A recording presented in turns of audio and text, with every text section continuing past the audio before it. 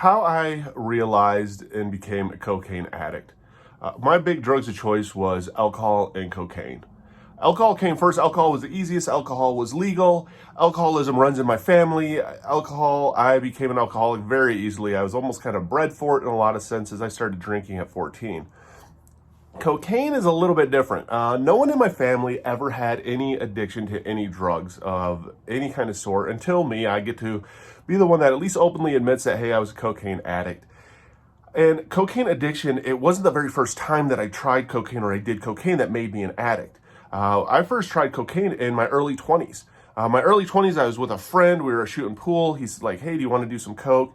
I was going through a divorce at the time. I'm like, hey, why not? Like, I've never done this drug before. First time I did cocaine, made me feel invincible. It boosted my ego. It gave me confidence. It gave me energy. It made me feel good. And at that time, I wouldn't say necessarily I was an addict, but that was my crossroads to, hey, don't ever do this again, or hey, you're going to be an addict. I had the ability at that time to save some of this drug and not use it all at the same time. And what people don't realize about addiction is people call other people addicts all the time. If somebody's on a medication and they're prescribed it and they don't take it nonstop and they're able to take it as prescribed, I wouldn't necessarily say that's an addict. Addicts, we need it more. We're chasing that high. We're trying to maintain that high, and it's always there. Adderall is a good example. I am prescribed Adderall for my ADHD. And Adderall, I can go months without taking it, and I'm fine. I can go, my normal diagnosis of how I'm supposed to take it is twice a day, and I'm fine. I maintain.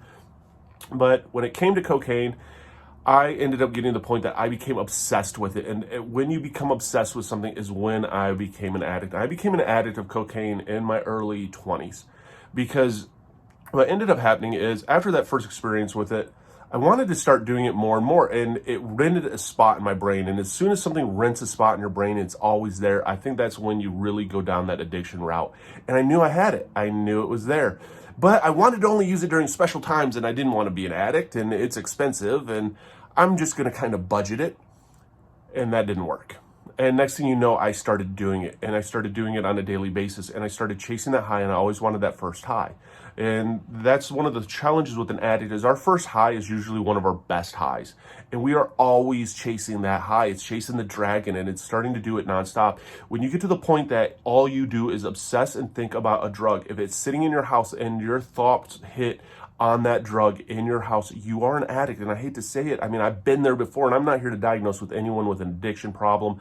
I'm not here to tell anybody that they're an addict, but I can tell from my experience at that time is when I became an addict because I obsessed about this drug. I started doing it as often as I could, as much as I could, and I wouldn't stop. It's like Lay's potato chips. You just can't have one. That was just a flip of the switch, and that is the challenge that we run into. And when we are addicts, we do acquire these drugs of choice. I mean, I've taken other medications, and they are medications, and I was prescribed them, and I took them as directed. But for other people, they're a nightmare. Benzos are a great example. I've taken opiates or painkillers that have been prescribed for different reasons. And it never became a true obsession, but cocaine was a true obsession. Cocaine's something I can't be around, and I even to this day still fear the drug, even though I'm 5 years sober, because I know if I'm around the drug, that temptation, that desire, that want is always there. You're always thinking about it, you're always fighting it, and you're always resisting it, and that shows how obsessed with something you truly are. So if you're out there and you're struggling, I mean, one of the biggest ways I got sober is I got support, I got help, and I let everybody know I was an addict.